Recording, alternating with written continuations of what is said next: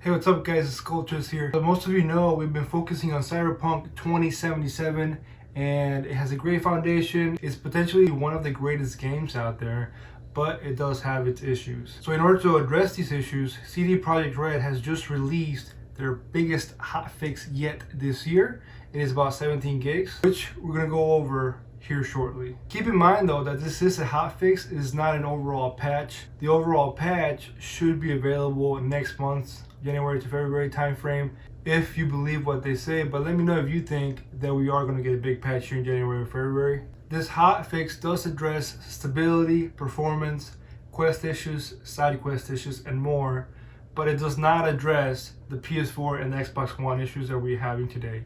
So if you are playing on the older gen consoles, I would recommend not even to buy this game. I'm only going to go over the major changes that I think are more impactful for us. But if you do want the full article, click the link below so you can go ahead and read that in details if you need to. Now, before we go into the details, make sure to hit that like button, subscribe button, and notification button for more content. Let's get it. So starting off, we're going to go over the main quest changes. Most of the changes tend to be in the prologue, the heist, quests around Jackie, and NPC locations/movements when you're interacting with them throughout the main storyline.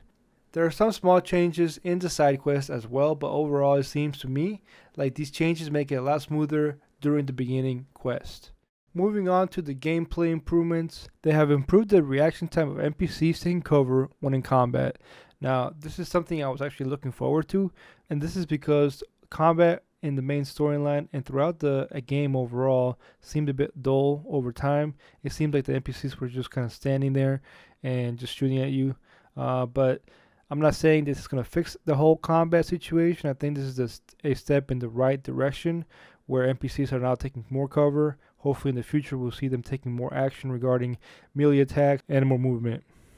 The second thing under gameplay improvement is the correction of the number of shots needed to kill civilians from a distance while in combat. All I have to say is, bruh, who is worried here about killing civilians while in combat? In my opinion, they have to focus more on the gameplay, the NPCs, the storyline, and all these little glitches that are happening throughout the games. I'm not really worried about civilians, but I mean, if you're worried about civilians, you guys have to let me know in the comments below. Moving on to the visual section, the major hotfix I see in this section, it deals with Delman's image displayed on top of the current seller during phone calls. I mean, I even had experiences where his image would not even leave after a phone call. He would just stay on my screen the whole time unless I reset the whole game. This was really a pain, but at the same time it was a bit scary, especially if you're playing this game at night. I mean, you're just seeing Delman's image on your screen the whole time. It's not fun. The second big one is the UI overlap issues.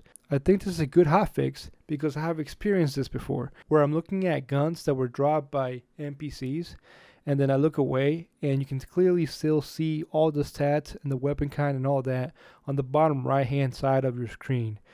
And the only really way to get away from this is to go ahead and try to loot another gun or just go ahead and reset your game. So overall it was another annoying thing that I didn't want to deal with, especially when we're talking about a $60 game. Here are the UI fixes. I have not really experienced any of these. I'll let you guys go ahead and read them. Let me know below though if you have experienced any of these or other UI bugs that are not listed on this list. And again, if you want to go into more detail on these hotfixes, make sure you go down to the description and hit the link below. Now we're getting into the PC specific hotfixes, and because I'm a PC gamer, I love to see this. So I first want to address that first bullet point. To me, it's kind of crazy that the game ran better with 6 cores or less. Hopefully, you guys with more cores can get more out of this game and hopefully better performance.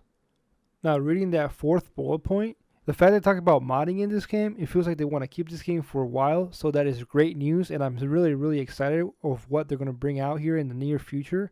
And I just feel like it's going to be another Skyrim game where they want to keep modding it, keep adding content so that the game will last forever. I'm not going to go over the console hotfixes, but if you want to go into more detail in the console side, make sure you go to the description and click that link for the whole hotfix list. This is it for the overall hotfixes. Regarding the real patches that will come out here in the near future, Let's hope that they do fix more of these bugs before new content comes out, or at least have the game mostly dialed in. The last thing we want is the new content and DLCs to come out while the game is broken. Or even worse yet, have the new DLCs and content cause more problems. Let me know your thoughts on the overall changes and if you think this will impact your current experience with the game. Thanks again for watching, I really appreciate it, and make sure you smash that like button, subscribe button, and notification button for more content. I'll see you guys next time.